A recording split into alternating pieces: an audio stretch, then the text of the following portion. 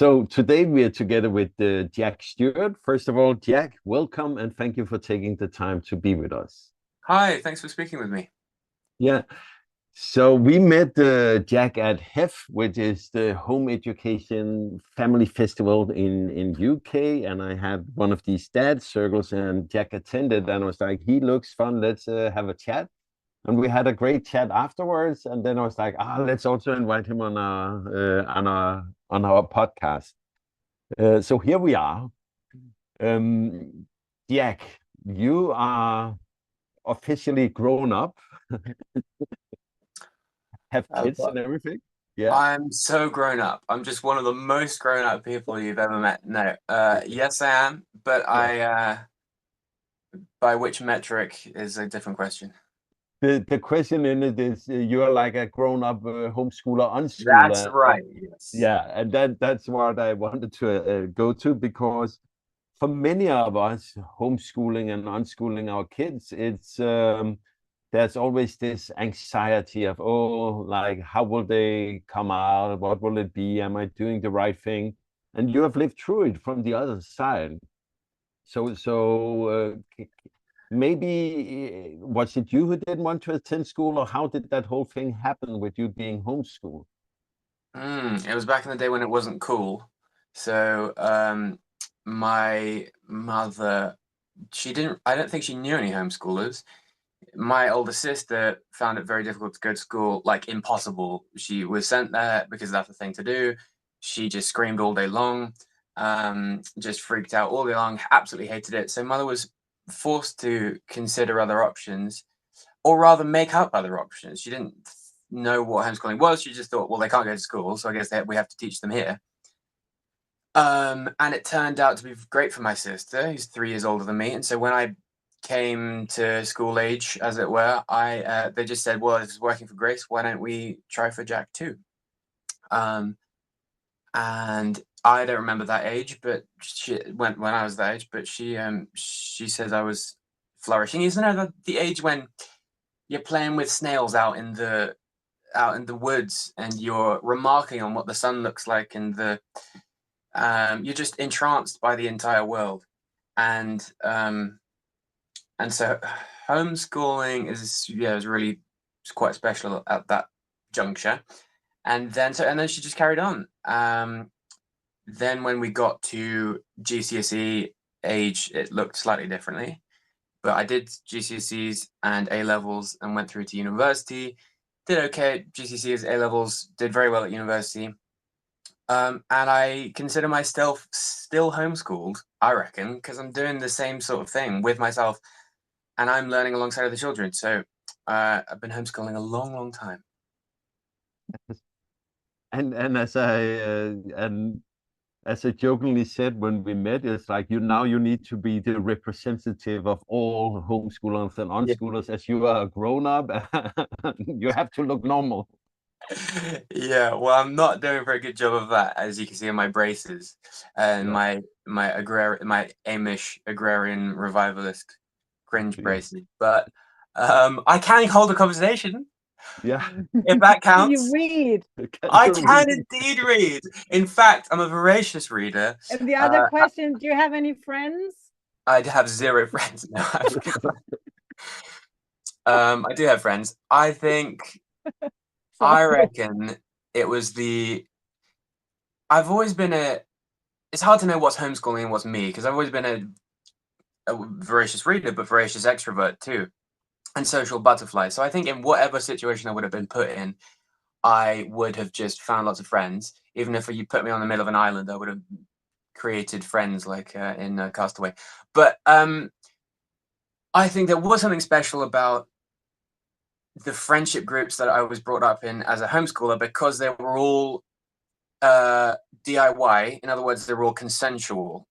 Like we built our friendships based on who we wanted to be friends with, rather than um, that we're sat next to each other in a classroom. I think there was something special about the way the homeschool society looked and the way that influenced my um, the way I make friends. Probably another thing was um, the fact that Oh yeah, the fact that when you're homeschooling, you're kind of making up a new thing. Like, or at least it's not strictly new, but it's contrary to societal norms. So you are having to, again, DIY, do it yourself, and entrepreneur. It's like social entrepreneuring. You got to make groups. You got to start things. You got to direct it the way that you see fit. You got to. It's that you're very active. Well, I've found anyway. I don't know about you. I've found that I have to be very active in a good way in the homeschool circles. Maintain deliberately, commit to people. And this is something I think has contributed to why I have deep, trusting, intimate friendships now, is because I had that habit of creating and maintaining those from homeschool land as a kid. Yeah. It doesn't where normal life where you go to a school and you maybe play a adult-led kind of sport. It's like then you have your friendship group of the school, the ones all the same age as you, born in the same neighborhood as you, and then the same if you have a sport. I just Oh yeah, it's one of the things I sometimes marvel about how when I occasionally I do not like to look down at school and the way the society is built around this, but sometimes it weirds me out the whole age segregation. If I today came into a group of 28 other people, all the same age as me, all born in the same area more or less, I would be I would be scared. I would be like, what's going on? Who is this like candid camera? Why is all the same age? It would Yeah. really be weird. But we take it as really normal for kids. But I think you took two different, quite interesting elements of being home educated, having friends, compared to being in a school setting, having friends up. So there is the fact that you have to, as a home ed child, take responsibility for your relation, take initiative, express the wish to be together, come up with how, when, and why, and how frequently do we spend time together. And that's on you and the relation you have with your friend or friend group as a homeschooling child, unless you have parents who structure everything, but that's rare. So that's harder in a way. Yeah. On the other hand, you get to choose your friends, which makes it easier because you have friends you want to have, you have passion in that. Whereas a schooled child will be in a group of, let's say, 20, 25 other kids, and that's the frame. That's the only 25 kids you can choose between to find friends. But you get to spend time with them every day. That's set up for you. You don't have to work for it. And very often there's this social fascism in the school setting where they even tell you what to play, how to play, when to play it, and who to take home. And you have to invite everyone for your birthday. And every Tuesday I don't know if they do that here, but in Denmark now they've come up with this play group system where they actually demand the families to invite a specific group of children home on a specific day. So you have the school time, but outside of school time, the school is ruling the children's social life, which I find scary on a level I can't even describe. I call it social fascism. It's so structured and so coerced by, well, whatever. So there's just these two elements, and they are both in, so it's harder and easier at the same time.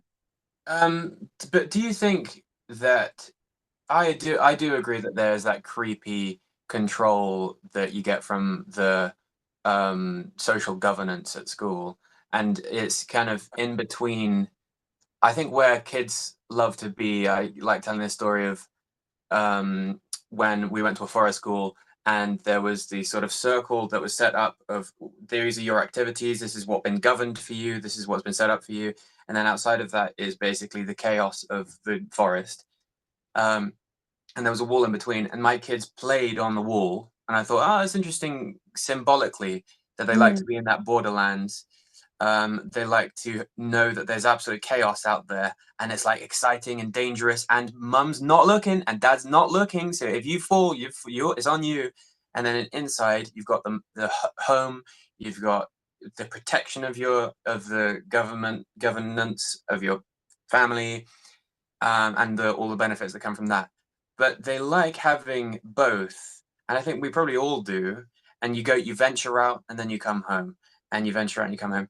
But at school, you don't really have either. You don't have the loving protection of family who actually love you, not just there for business. And you also don't have unsupervised play. So you have like the worst. You're not in. You don't have the benefits of either. I suppose it's mixed metaphors with the borderlands, but what I mean by borderlands is being able to be in both lands. And if you've got neither land, then you've got nothing. What was my point? Yeah, that's very wise. No, that was the point. That's very wise. I think it's very wise, and I think it's a big problem. I'm trying to not be too judgmental just after calling it fascist about the school system. No, but really, I've given it quite a lot of thought, and I think if I was to come up with a system to host 500 kids every day, be responsible. I play pretend that I'm a school leader now, and I have 500 kids between the ages of 6 and 16. It's my responsibility that they grow up in a good way. We call that education, but it's obviously way bigger than that. I have a staff of whatever people to help me, and I have a big building. What do? I think I don't have a lot of options outside of how it looks today. You need a lot of discipline and structure and top-down decisions and rules and bells that rings and just, when I say jump, you all jump. And that's because the genetics of taking kids out of core family, putting them in a setting with no unconditional love, forcing them to do, well, you wouldn't necessarily think you have to force them to do things they don't want to do. But the thing is, there is not space for all of them to explore what they want to do. So that's how it kind of has to be. I've seen a lot of beautiful school projects with a lot of beautiful, amazing, mindful, open-minded, free-thinking people trying to build something new. But the genetics of school just creeps into it. There will be a curriculum, there will be rules, there will be top-down decisions, and it's very hard to avoid it. So that's just what I'm saying about, I'm not judging it, because I think it is what it is. If you want a school, you'll be in a school, and a school will have this structure. There will not be free play. It will not be voluntary. There will not be unconditional love, and you just get neither of what you need. Yeah. Do you think that there are structures? Because part of me is thinking there are structures that you can put in place that will help to fan the flame of voluntary love, just healthy interpersonal relationships. There are circumstances that precipitate that, or circumstances that help that and produce that over and over again. And there are circumstances that would be very bad to that. For example, I don't know, if you put them in prison, put anyone in prison, it's not going to produce those productive, loving relationships. Whereas there is a set that if you put them in the woods, I believe, you're more likely to. But there is a structure and a deep interconnected system in the woods. And I think that circumstance and that environment does help to produce loving relationship or loving, intelligent, sort of ecology, of societal ecology that's connected with nature. And so my point is, yes, that top-down decision making, that sort of social fascism, does seem to be a problem. But structure, I'm not sure that that's diagnosable as the problem. What do you think? Because there's structure, like I'm saying, in those environments. Yeah. Well, I think as long as things are voluntary. Yeah, but I have these days I dig a lot of Gordon Neufeld, as I've started working together with him on his project, and I've listened to so much he's saying, and I can only recommend it. But he talks about the school settings and how they originally were inside your attachment village, he would call it. Which is, if it was a small local school, then the teacher would be the neighbor from down your village, kind of, with whom your parent has a relationship. They know the person, they like the person, you've seen the person in your house, and you like the person. So the whole thing about sending them to strangers, that structure is very different than what we maybe had earlier, where you were in age mixed groups, because it was small local schools for the village, and some of the other children's parents was the teacher. I think that actually maybe could have worked in a different way than it does today, where it is difficult to learn from someone with whom you're not attached, with whom you don't want the deep connection with.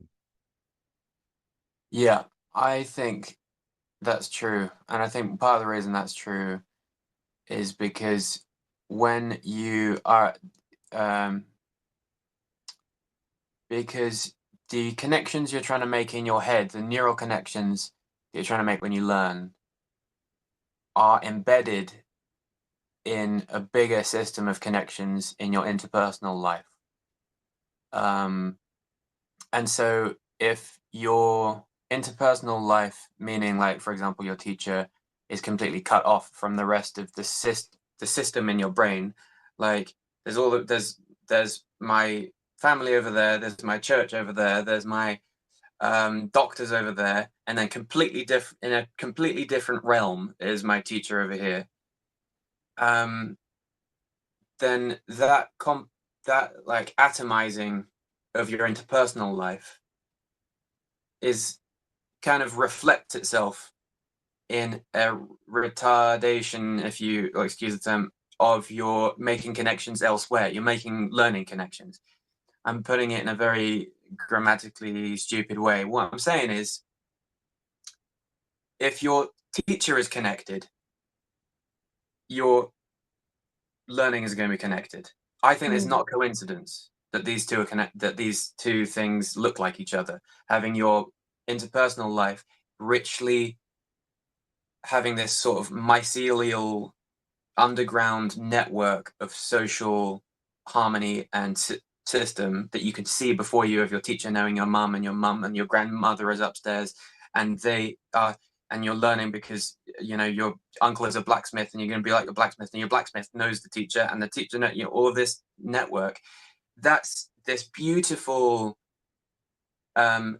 network that then you have that image of your life, and you look down on your page, and you're going to make more of that on your page. And so you're going to do that with physics, and you're going to make a network of connections with physics, and then you're going to plug that network of connections into the network of connections up there that you have in your interpersonal life. You're going to make a network of connections between the two of them, and you're going to make a network of connections between your physics and your maths, and your maths and your art.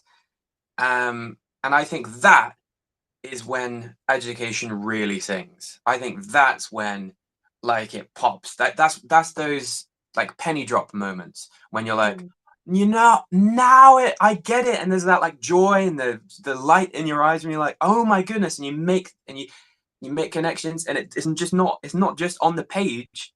You make a connection from the page to your mum, and to the blacksmith, and to the trees, and to this big scale learning. I think is what I'm after anyway with my kids. But I think also the way I hear you say that the root is your social life, the relations you have that will be the root of your learning, that will be, and also your anchor. I think what I observe at the moment is our oldest, who live at home, is studying behavioral psychology at the moment, and every time he's been sitting down with his book, he has to get up and talk to someone about what he just learned, as if it's simply, it cannot stay within himself. So if he had a more structured school setting where you have this weird individualistic idea that we force like force feeding geese to get the big livers so we can make foie gras, we kind of force feed the children this learning so that they can make a nice exam. We have this idea that it stays with this one person, but actually one of the reasons I think our son really likes to study behavioral psychology on top of just trying to make sense of the world is that he really likes to talk with people about interesting stuff that he finds interesting, and this stuff is always worth a good conversation when he learns something new. And I don't think he would enjoy, even if the teacher had time, in a more distant relation in a school setting where it's a professional relation, he wouldn't enjoy the conversation like that. He likes to have it around the bonfire later in the same day with friends and family. Imagine everyone should have the same aha moment at the same time. And want to discuss the same thing. That's what I'm saying about the genetics of school. It's just simply not possible to give them all that talking time that they need. So yeah, that's the one thing. And then I just also want to like put into this conversation before we highlight the village and the forest with too many roses around the edge of the picture, and you know, just that I'm pretty sure the village schools were very traumatizing for a lot of children, and that especially boys really suffered in that setting, and that there was a power structure really suppressing the lower class and really pushing down those who was not able to or did not want to learn this kind of thing. I'll say the word voluntary again, because it's a star on my sky. That if we make a fairy tale world, and there's a school and there's a beautiful village with a forest around, and we all have nature and organic food, and it's all very beautiful. And there's the blacksmith, and you can learn that from him. And there's maybe the person who is doing the weaving, and there's the baker, and you have that picture. We all have it from cartoons and fairy tales. If it was voluntary for the kids, you know, if they would be, some of them really want to be in school and learn to read and write and geography, and they could come whenever, you know, they could come to school when they're 6, or they could come to school when they're 16. And learn whatever. And one of them would maybe only want to talk to the priest all the time. And one of them would, you know, hang out with the blacksmith and only learn that and never learn to read and write and have no idea about where Africa is. If it was a voluntary setting, there would be respect around the children's lives, and it would be just as valuable to become the next blacksmith as to become the next priest. Then I see a beautiful world. But that's not what it was. No, but what I'm not talking about is not idealizing the old village school. No, as a podcast conversation, yes, was doing it. So no, I'm talking about why learning can work in that setting of school is because of the attachment that you knew. You knew the person. There was an attachment. That is what I like about the homeschooling, unschooling movement, is that people should automatically be by default attached. Just saying that school teacher could be the meanest devil who beat up your dad because he was a slow learner, just learning to read at 8 and 5. And you grew up knowing that he's a mean, can I say a swear word, dick? Yeah. And now you know you're going into that equation. It's not necessarily no. And that wasn't the point, but I get it. No, but sometimes when we talk about the village and the forest, we kind of alienate ourselves from the context we have now, where a lot of us live in cities and we drive cars and we shop in supermarkets, and it can be very alienating. but it can also, if you choose a mindful life, be a beautiful life. Can I take it to Yeah. another question, which is one of the things that you don't need to. One of the things that was difficult in getting hold of Jack is that you, in some sense, have taken a alienating step in the world with being very. You're not very much on smartphones or anything, and so can you tell me about the transition in your life? Why did you remove all those things? Yeah, that's why I was late for you today. Sorry.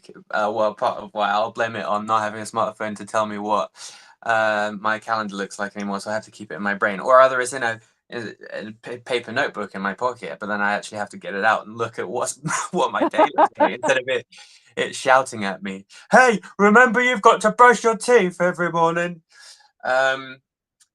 Yeah, it was a couple of years ago, and I think I realized, I mean, the way I'm sort of post-rationalizing it now is I was starting to feel that technology was alienating me. Not so it was the other way around. That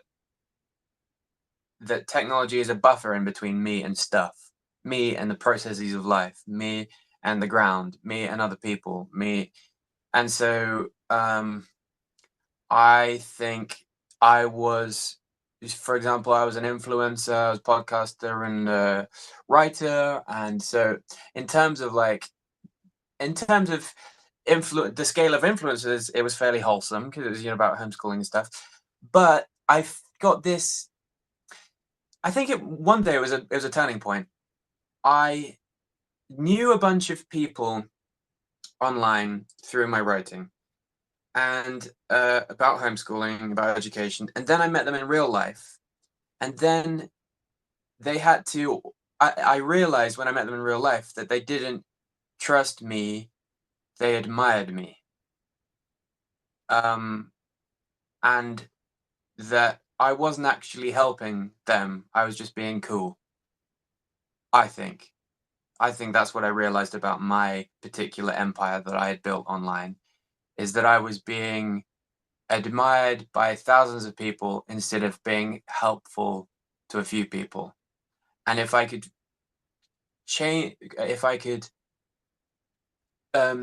reduce the scope of my influence and take all of the energy that I was putting into thousands of people and put it into my small group of community that I had in my life, I would make more of an impact. So that was part of it. On a more philosophical level, Heidegger talks about the technological mindset being as if all of the objects in the world are a standing army for you. So like a tree isn't just a tree in itself. The technological mind in and of itself, the technological mindset that says that the tree is potentially useful to you. It's either irrelevant piece of junk or it's useful to you. And I think this is what my brain is training is trained. This is how my brain was being trained to interact with people on a smartphone. A smartphone was teaching me that they are literally manipulable in my hand. That I literally have relationships within. If I don't want to hear someone, boop, mute them. If I want to see someone's more smiley, then I'll just Google someone more smiley. Or if I just my whole life is just in the palm of my hand, and I think that's a powerful. That sort of digital architecture was powerfully changing my brain, and I didn't like it. And I think part of the reason why is because my sort of meaning of life is intimacy. Not just intimacy with people, but intimacy with the ground, like I was saying, with what I'm eating, with the processes of stuff around me, with, I've got rid of my car and I only cycle around now. I want to be intimate with everything because I'm going to die, and I want to be face to face with stuff because I want to touch it and feel it and smell it, um and so that's why I got rid of the internet, so I could direct all of those energies that was being dispersed in the smoke and mirrors of tens of thousands of people into actually hugging a few people instead. And I know that there's not a dichotomy, like you can do both, but for me, I was doing less hugging because I was doing lots of clicking. I think this is beautiful. I think you're right that it's wrong that you can't do both. But then on the other hand, I'm not sure you can actually do both. And if you want to do both, you're going to have to be very strong and very, very mindful. Yeah. We just designed our second t-shirt in our merch shop, which we have for funsies. It's a really fun story how it happened, that we have a merch shop at all. I'll leave that for another. Yeah. But the new t-shirt is, I don't co-parent with the algorithm. And the thing is, we're not against. All of our kids have smartphones. The boys have a gaming computer. They also have a Switch. They share it. Our daughter is using the iPad for her need for computers. They all have a laptop. They even have a watch. I mean, it's not that they don't have it and it's not part of our life. It's a big part of our life. And at this point, I think it's a too big part of our life and we need to talk about it. But we are very mindful about how and why we use it. We've had a full stop of 4 years, extended 2 more years of only watching movies and only all together, before we went deeper and the kids got older and the premise of the whole thing changed. But I see how these things, in the beginning of the laptop, the internet, I mean, we have all, I presume you were a good 10 years younger than us. Maybe more, I don't know. But I mean, we were there when we were adults when the internet was something you hadn't started to have in your home. We've been through the whole thing, and the whole algorithm thing, I don't know when it happened. I haven't been deep into it, but it really there's been a lot of changes that has just made it harder to have the technology in your pocket. Some elements of it are great, really great. I mean, I love having Wikipedia in my back pocket. I love Google Maps. I use love it being all able the to time. record a I love podcast. podcasts, long format podcasts, listening to them and producing them myself. The way I with YouTube can learn things that would before simply be out of reach. I cannot find a person who can teach me to do this, so I'm not learning it. I can do that with YouTube now. Yes. And then on the other hand, I can also go for 100,000 followers. I can be in the rabbit hole of the social media platforms. I can sink into, I mean, it's such a trap. And it does alienate us. Can I say the thing about YouTube and your phone? Oh yeah. It keeps reappearing on the the YouTube app twice a week on his phone. Yeah. Not really knowing how it got back. I know. We've discussed if we should put parental control so I can stop him. It is sometimes when I'm really tired, I'm like, I will just install it again. It's okay. I can handle it. And then 2 days after, I'm like, oh, you need to delete it. And then a week after it's there again, I'm like, oh yeah, maybe you were tired yesterday. Being mindful about how if you click, you don't hug. It's actually maybe the next t-shirt. Yeah, I like that. If you click, you don't hug. I like that. More hugs, less clicks. Yeah, I was in the I was totally relate to that fight with YouTube because I fought YouTube for 10 years or something. And after a while, you gotta admit defeat. I mean, it's a kind of a hit to my ego. I mean, I'm sure you guys are able to be more mindful about it and get and do a better job of it. But, no. The algorithm. But I wasn't able to. I mean, I read a sentence of I sat down to read a book, read the first sentence, brain got cloudy, read the first sentence again. I thought, I should read that. I read that sentence again, and then got out YouTube, and then that was just what I did. I feel like I'm a pretty disciplined person, but I couldn't do it, and now I'm a voracious reader, and it's because I got rid of the internet. I know you can do both, but I think part of, and what you were saying about, I did have to think hard about that. I can't just Google stuff. I can't go on Wikipedia. I can't look. There is an opportunity cost of of what are you not able to learn, just because you don't have the internet and you don't have those interesting informative YouTube videos and stuff like that. But so theoretically you've got an infinite ocean of data on the internet available to you.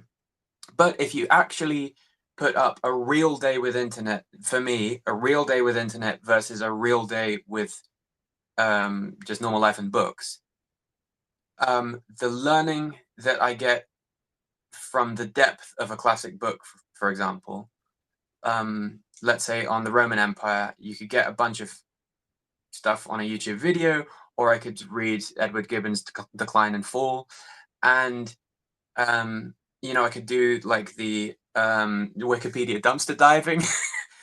And so if I hold up, I know there's infinite data on Wikipedia about the Roman Empire, but actually my learning about it would be so much.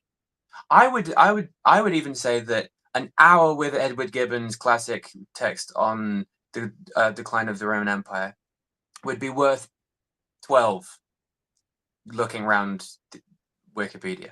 Even though there's a bunch of data on Wikipedia, you get all of the facts on Wikipedia. It doesn't have that thing of one time-tested, passionate, clearly writing, excellent academic there in your hands. I guess you could just look at the PDF, but I'm just not gonna. I'm gonna be clear with you. I'm never gonna read Edward Gibbon's. I'm sure it's there on the internet, and nobody's reading it. Nobody's downloading the PDF of Edward Gibbon or whoever it is and sitting there and reading it. I think there might be like 3 people doing it. Yeah. No, I think it's also an interesting I dare you question to dare people to look at, okay, so how much of the time you spend on your phone are you actually spending on these things you say are the valuable things? So how much of the time is Wikipedia and learning new stuff and whatever, calling your family? Maybe you live far away from your grandmother. Maybe you could call her twice a week. Do you use that phone for that?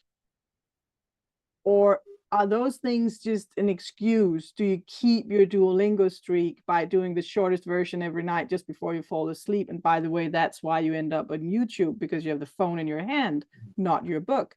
It's actually one of the reasons we have Kindles for all of us. I agree with you, a physical book is amazing. The thing is just we live 5 people in a van, so we are all big readers. It's impossible to feed my children all the books they need within the physical environment of my life. So we bought them Kindles, and one of the reasons we want them to read on a Kindle, not on the reading apps on the phone, is because the Kindle is not the phone. The only thing you can do on the Kindle is to read a book. You just can't. There's no video, there's no colors, and it takes time to change book. You wouldn't like flip through different ones. There's no pictures. It's just a book. So yeah, I'm just thinking we probably fool ourselves quite a lot, just like we think we're eating all the good stuff, but if you look at it, maybe there's still a lot of carrots in the fridge, but there are no more crisps in the cupboard. And it's the same thing. So if we were mindful just for a little while, maybe it would be worth it to buy a phone jail. But a day without internet, to me, who you works online, it sounds like almost scary. I just bought my Starlink and is very happy with it. So what are you doing, Jack? Why do I do it? Yeah, what are you doing when you don't have the Wi-Fi in the morning? Oh, what am I doing? Yeah.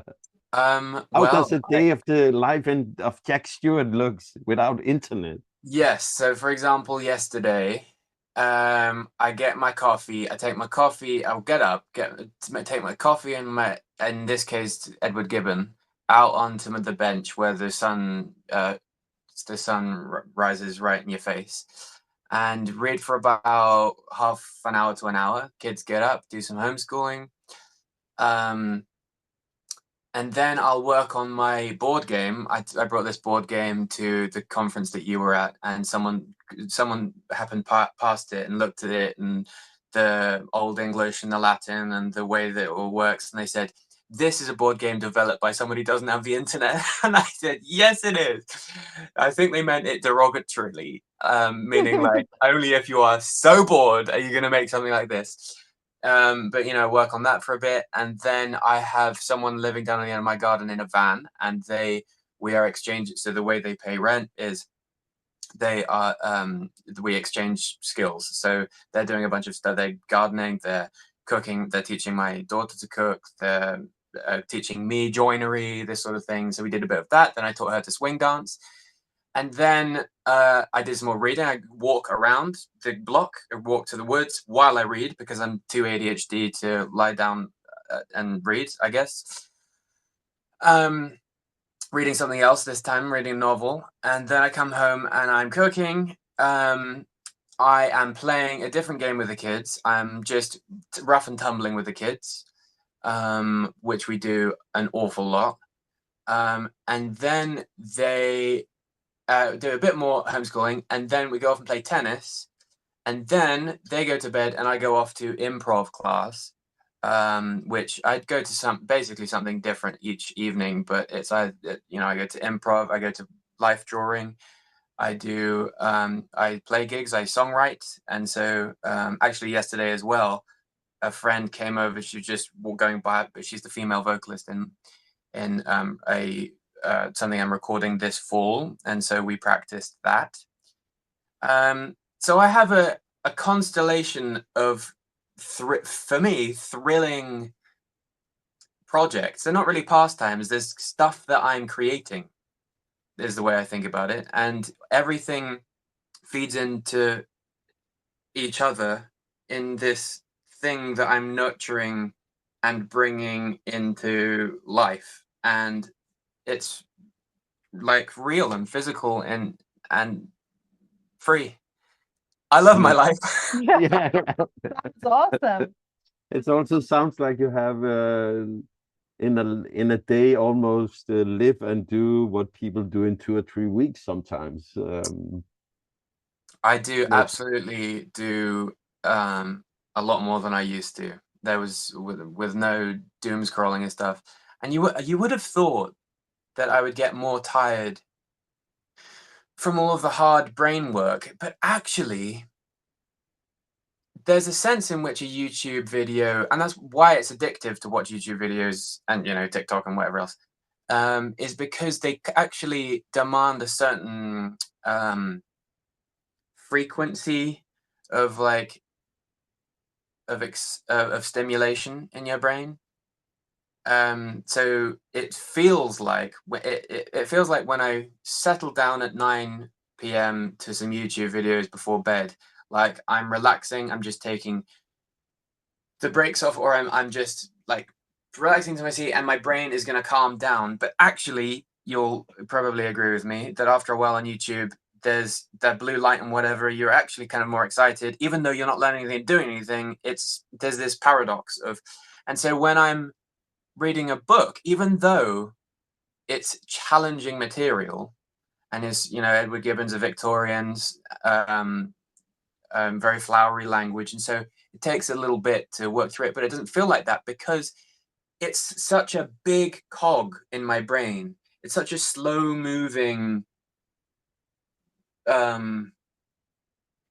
matte as opposed to shimmery, if you see the metaphor, matte page of it's almost like it's growing. It's like a tree growing. It's just, and so there's a sense in which that is much more relaxing, and so I can do more of that. I can spend my whole day doing that, really, and it doesn't fatigue me particularly. It doesn't.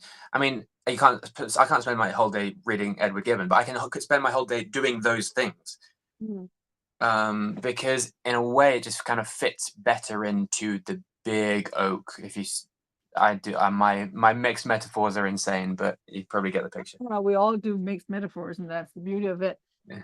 I think that also I've observed that reading, I come from academics, and I also come from before the internet. So I find it hard to find solid information on the internet. It's always something flimsy, and there'll be commercials and weird stuff, and a real book, someone, there was an editor, someone fact checked it. It's not going to be published if it hasn't been checked, and if it doesn't have a hole, and there's probably usually an idea behind how do we present this. So I love my books, and there are lots of books in the vans, and Jesper sometimes complains about it because they It's take only up when you have space. read it once, I'm like, how many times do I need to read it? I love my books. I just read them on my Kindle. Yeah, but that's whatever. Yeah. It's not our conflicts. No, it's not a big conflict. It isn't actually. But what I observe is, besides the fact that a book often is more wholesome, when I take it in reading, I take it in when I'm ready for it. Whereas if I take it in as an audiobook, or I take it in as a video, it's sort of this foie gras story again. It's being pushed into me, and I have to kind of run alongside or be bored slowly walking alongside the explanation of something. Then I put it at double speed, and it becomes weird. So I think that's also why we don't tire out, because it when we read things on paper or on a Kindle, is actually, and it's matte, the Kindle. That's another nice thing about it. The e-ink technology actually is matte, not shiny, which for me is a game changer. And there's no blue light involved, and it really works on the physical. But maybe it's something about the tempo when you read. You can it's your speed that gives the brain time to ponder and stop. Otherwise, I would need to stop what I'm listening to. Now, when he's studying behavioral psychology, he even feels very often, when he's read a chapter or some study, whatever, he needs to sit down and write about it with a physical pen in a physical book. That's his choice. He has a laptop, but when he's studying, he takes out pen and paper, because it simply settles the mind, and he gets clear, what did I exactly learn? How can I understand this when writing about it? And he chooses that, even though he has the option to do something else. That's interesting. Yeah. I remember people telling me when I was a teenager that writing is better than the typing. Yeah, typing. But I didn't believe them. But I think as I've gotten older, I think they must be right in terms of how it organizes itself in your brain when you put it down, when your whole hand makes the word, like that. There's solid studies out now that prove that even your brain, when you try to retrieve information, you will somewhat remember where on the paper you wrote it. And that will be part of helping you. You will know it was on the right side in the top, and that you did a little doodle because someone was talking to you or whatever, and you'll kind of see that with your mind's eye, and then you can retrieve the information. And that only happens with pen and paper. That does not happen when you write on a computer, even though I'm not against it. If you want to write an essay on a computer, it's better than not writing it. Yeah, and there are benefits. I mean, I would say the benefits don't outweigh the cons, but I can definitely see, you can reorganize it more easily, you can edit more easily, you can delete, whatever. But just like when you are in the woods, you can tell I love the woods, and you see the acorn, that it is in a particular place in the woods. Sounds like a trivial thing to say, but it's not accidental that it's right there on the floor, because it dropped from that tree, that it's there. And so now I'm more likely to remember the acorn or information about the acorn because of where it is. It means something that it's there. And every little thing in the woods is like that, because and it's not necessarily true. It doesn't seem as true because it's on the internet. Doesn't seem as true because anything can just be moved at any point to anywhere else for fun. So anything can just be copied and pasted anywhere else. See, everything sort of feels dislocated and unreal.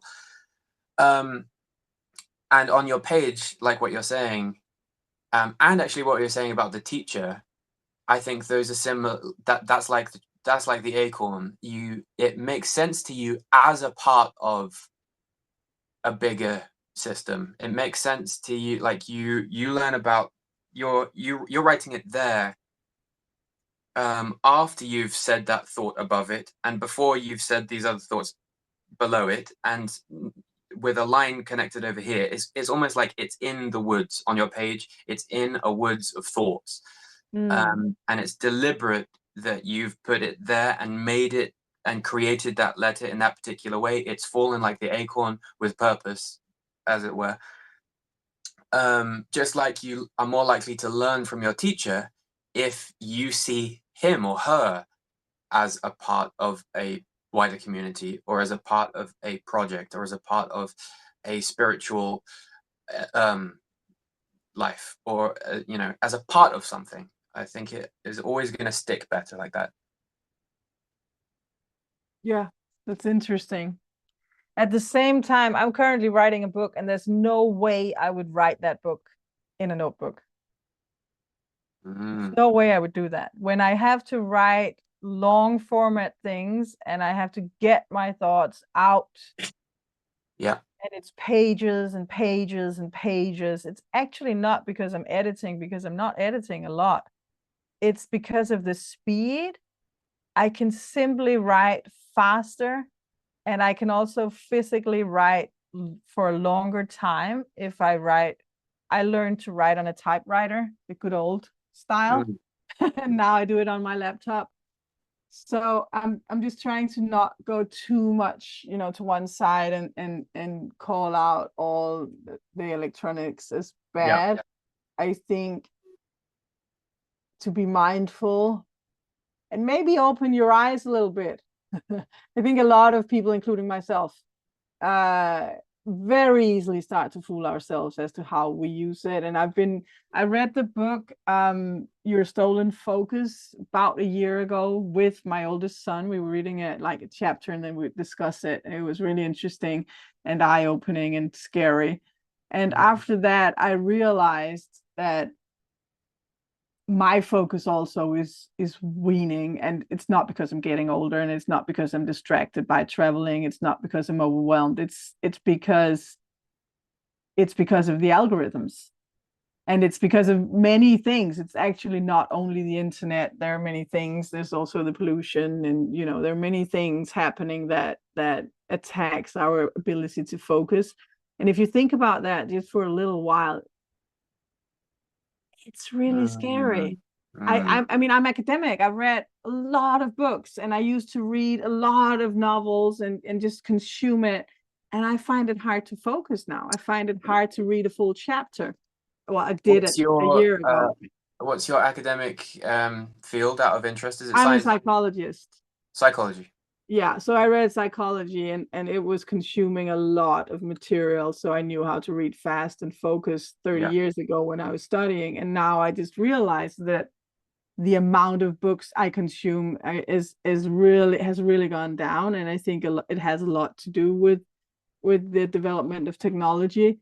So I'm very aware of that. And at the same time, what you do would be radical for most people. So I think the good choice would be to just install some mindfulness to begin with. Yeah. What do you mean in this case by mindfulness? Thoughtfulness, self-reflection? I think that our ego more or less always gets in the way of what is good. And I think one way of taming the ego energy that that confuses our life, and usually ruins most of what's important. One very good way is to just be in the witness energy, just witness what's going on in your life with no agenda. So you're not trying to put yourself down and say you're a bad person because you looked at YouTube videos, or you're a good person because you read an academic book about the Roman Empire, but just witness. And if you hold that witness position for an hour a day, then it, in my experience, spirals off, and you'll start just witnessing what's actually going on. And that can be pretty hard to do, because very often we realize that we're fooling ourselves. Very often we realize that the good things we want to do, we don't really do them, and the bad things that, or less important things that we don't really want to do, they take up a lot of time. And so we become aware that we're wasting our time. Like you said before, I'm going to die, and before that, I want to live. That's basically what you said. But it will make the shifts. It will make the shifts possible. And we talked about technology and how we lose maybe the ability to focus, to do things slowly, to understand things that has a lot of elements. So you have to read several books to get the idea, and then maybe you can connect the dots. That cannot be done in YouTube Shorts. It's impossible. It cannot be done in a documentary. It cannot be done in you have to actually be able to think for a long stretch of time.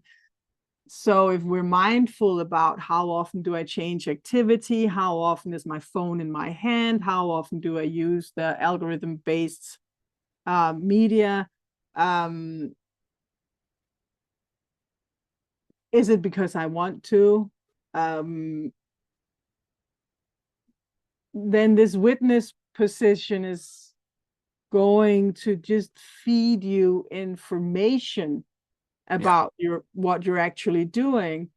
Based on that, maybe changes will happen, and maybe not. Maybe you're happy. Maybe you're like, okay, this is how I live. And because you have a witness position, unjudging witness position, at least you know.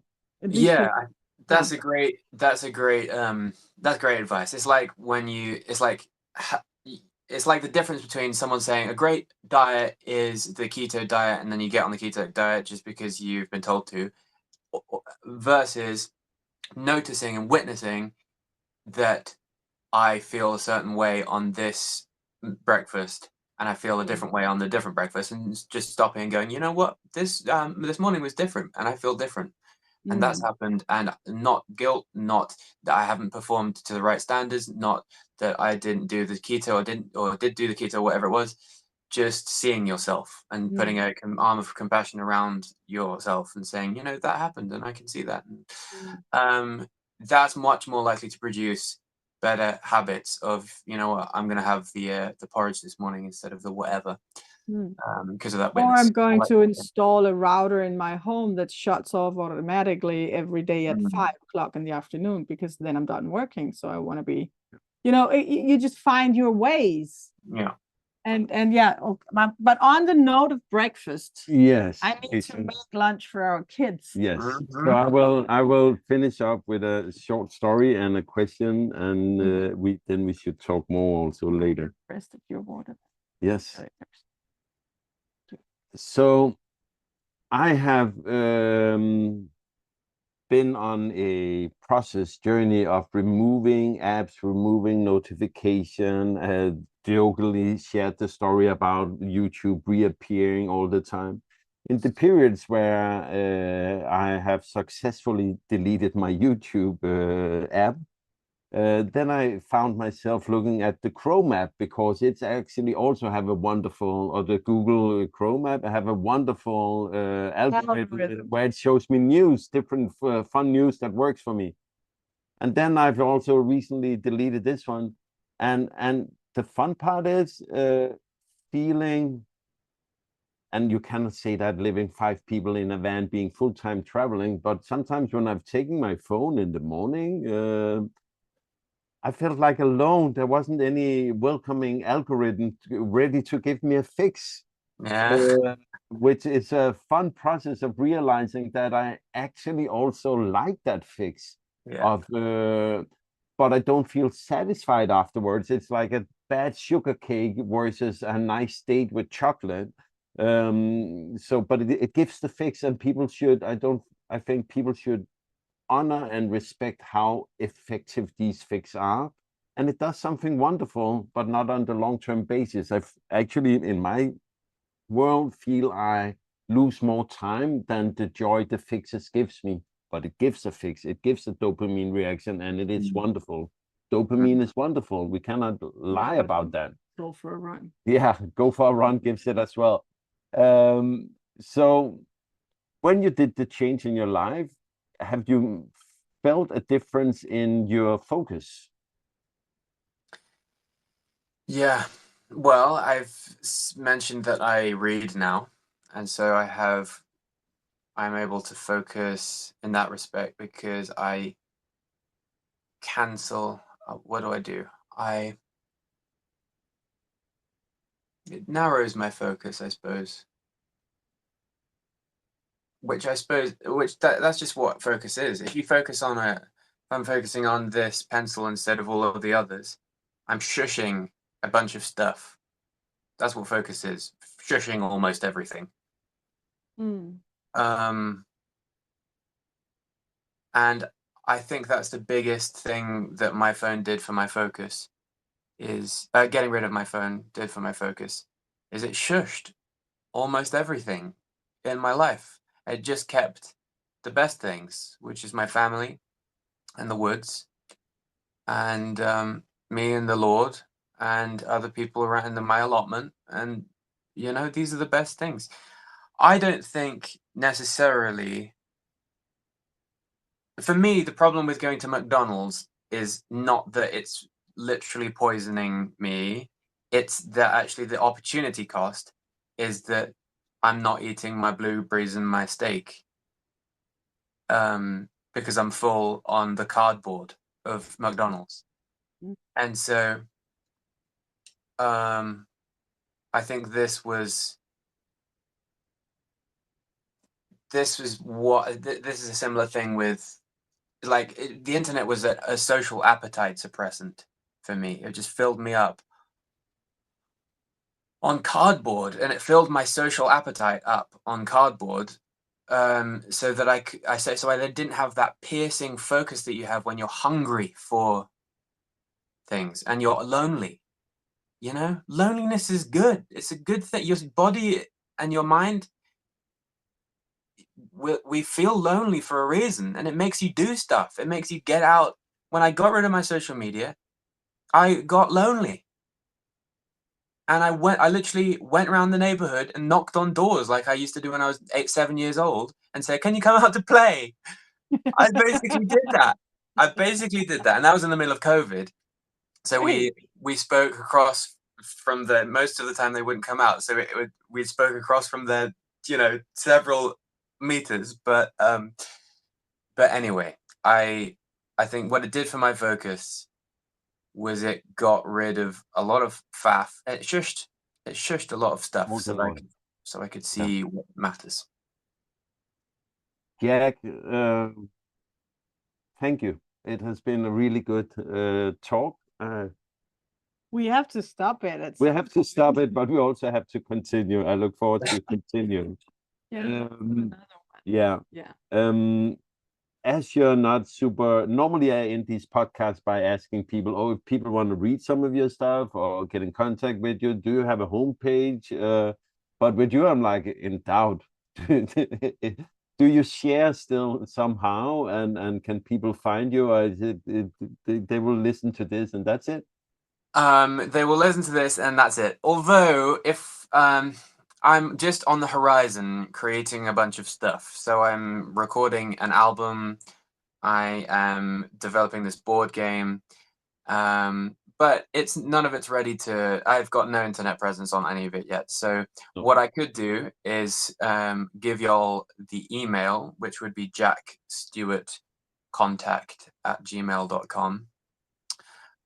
Stewart with an STEW. And what you can do is, if you're interested in keeping abreast of what I'm up to and what the products that are soon to emerge, then let me know there, and I can keep you abreast. That is Perfect. perfect. With that simple note in the show notes. Yes. Thanks a lot for your time, Jack. It has been a It big was a pleasure. nice conversation. Thanks very much.